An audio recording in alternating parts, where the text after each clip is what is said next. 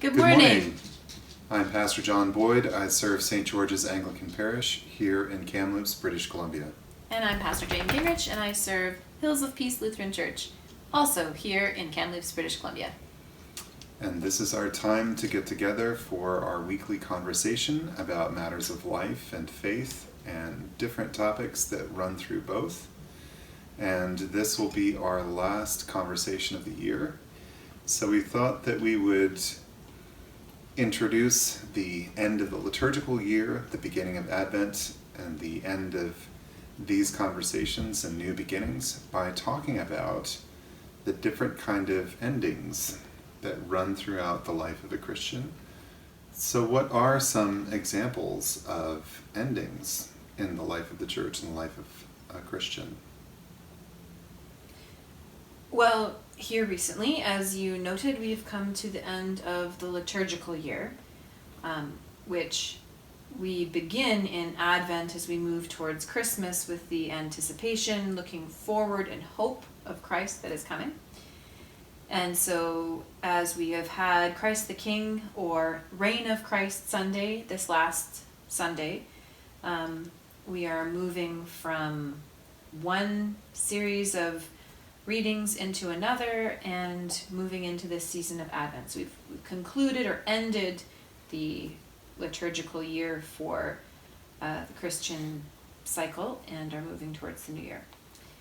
Additionally, in a life of faith, but also in life in community, there are many endings throughout this time that people have been experiencing, even through and despite, and perhaps in some cases as a result of the current pandemic.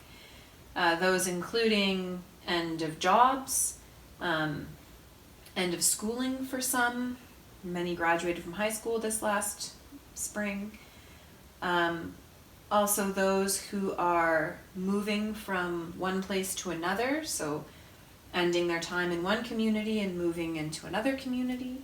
And we've seen examples of all of those in the life of the congregation and our neighborhood and those in part of our community at Hills of Peace.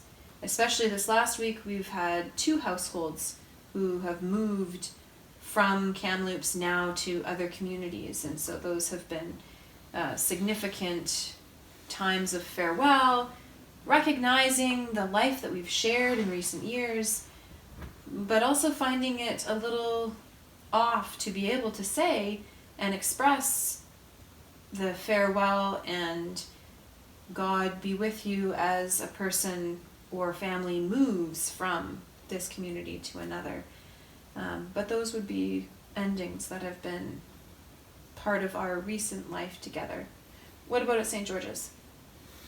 Well, we've come to an end of in-person services for a little while with this new set of restrictions until December 7th. So that was a bit of a sad end. It feels like a backward step, but we also know that it's not really backwards, right? We're doing this step so that we can move forward, so that we don't go through a second wave negatively. But it still is hard because it's the end of something, and then we'll have to start a new cycle afresh. So that's a challenge. We've also had a number of endings in the community in that some people have passed away. There's also been transitions and changes in terms of people who've served in specific capacities have had vocational transitions in their life. So ways in which they used to serve the congregation have come to an end, but that also opens up for new possibilities. So yeah, those have been some endings. There was the ending of my own grandfather passing away recently, and so we went literally through a life end from one perspective.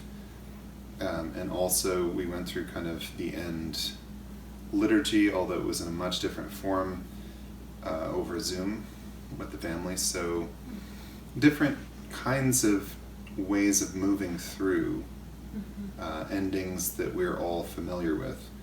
And that I think is interesting to talk about. Are there ways in which we do have these normal endings in life transition, but are there new ways that you're walking through them as a congregation, or are there still some familiar ways of dealing with those endings, and what have they been? I think I want to pick up on what you were saying about the movement piece, and thinking about this and thinking about what we call endings. It's the conclusion of one thing, but often it is the beginning or the start of another. And certainly in celebrating a funeral this last week with a very small few members of the immediate family and a number of others on Zoom at one of our local funeral chapels, that was very much what we talked about together, how while this is an ending for us of what it means to be present with this person who has walked alongside us in life, who is a father to those present, that it is the beginning of life eternal for this one who has died. And so while we tend to think of endings as a conclusion, often and regularly, it's part of a movement into something else. So even as we're talking about the liturgical cycle, immediately it is as we are concluding one that we begin the next, and the cycle continues. Same thing as we are looking at the ending of, say, high school, or a program of study, as those who are coming to the end of the semester right now and maybe finishing mid-year. They're always, the next thing is coming right after. And so one conclusion really moves into what comes next, as is also the case for those who are departing from a community, or the movement that we see now from worship in person to, again, being remote or online, or gathering through Zoom or Facebook Live, or by offering pre-recorded services, or even the sharing of sermons and other materials by mail or by delivery. Movement in this time, I think, is that much more obvious to us than endings. Even 5 years ago, but certainly 10 or 20 years ago, when a person moved, that very much was the end of contact with them. To be able to continue connection, you'd write letters and have phone calls, but those could be quite far apart from one another. Now, with the opportunities of technology, the availability of FaceTime and messaging and Zoom and such a variety of platforms, a move physically from one location to another doesn't necessarily mean that there will be a loss of connection in that community. Additionally, as we look at what happens with those who are concluding programs of study, in many cases there has been work or things that had to be concluded that have had to be new and creative in the way that they've been approached. Online learning, distance learning, more self-directed study in these last 10 months. And yet, that is also the direction that many work opportunities have gone as well. People are having to work from home, or be more creative, or take on different kinds of jobs that are remote. And so I think that one of the gifts or pieces that we've learned from this pandemic time is that what we see as ending, or what we experience as ending, well, there's the old saying, when a door closes, another door opens, or when a door closes, a window opens.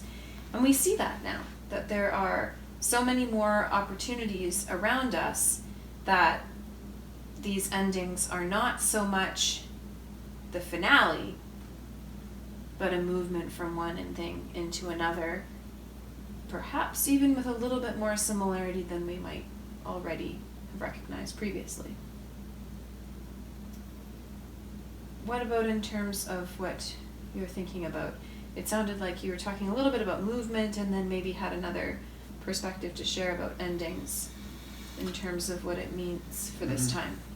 I think I was curious as to, certainly there's all sorts of different endings, or rather, as you say, I like transition better, because we do tend to get into polarities of beginning and end and that kind of thing, and sometimes it's not the case, especially from the perspective of faith.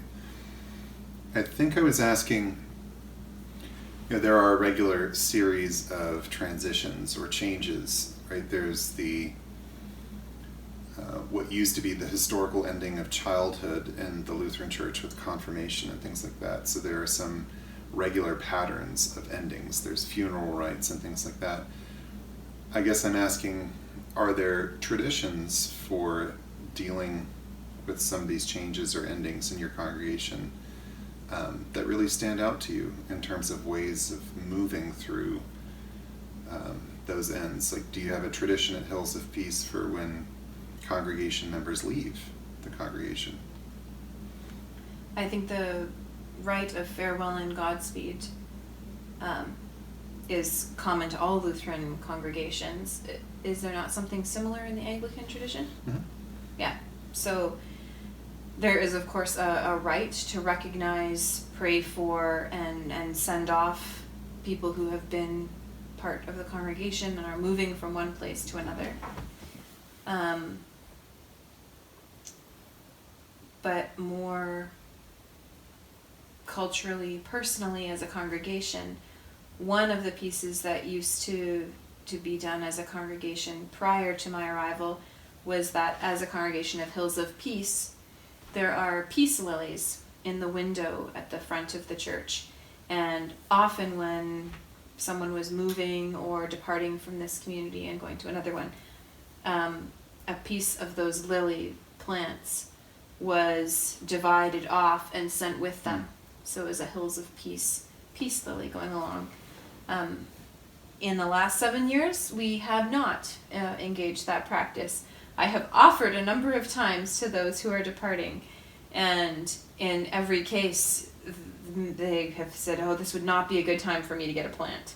And so we have not continued on with that tradition, but that is historically a tradition of Hills of Peace.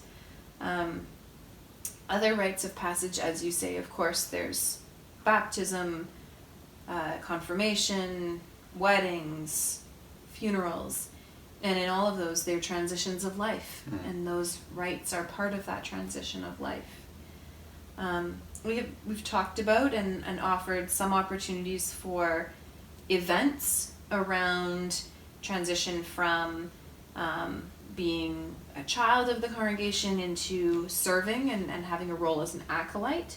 And so when a child comes into grade 2, we often give them the opportunity to become an acolyte if they wish. And last year had a number of our young people who spent an afternoon learning how to do what an acolyte needs to do on a Sunday morning.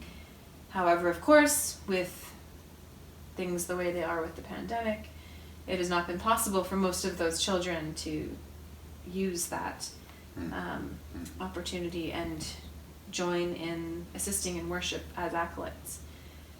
So pandemic life has shifted greatly the ways that we engage rites with our young people.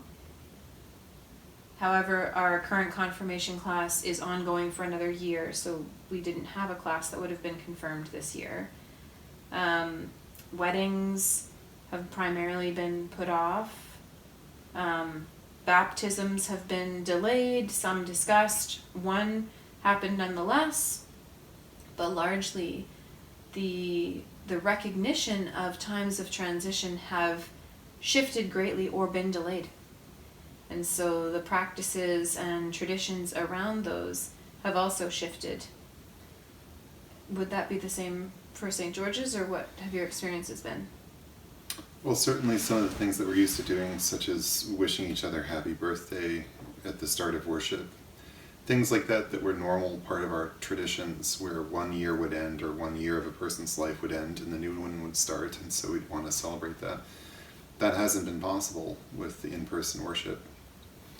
So when we gather tomorrow for our conversation, I'm very much interested in talking about different endings that people have experienced and hearing from them. What are some new ways in which we've come to deal with traditional endings or transitions in this time where we can't gather in person as frequently, or in-person gathering has been completely suspended? What are some ways that we see Christ walking with us through those transitions, and what are some new ways that the Spirit is guiding us into celebrating and marking time together? So we look forward to having that conversation with you tomorrow. You can join us on the Zoom gathering, which will be sent to you via email. And as always, thank Thanks you for for listening. listening.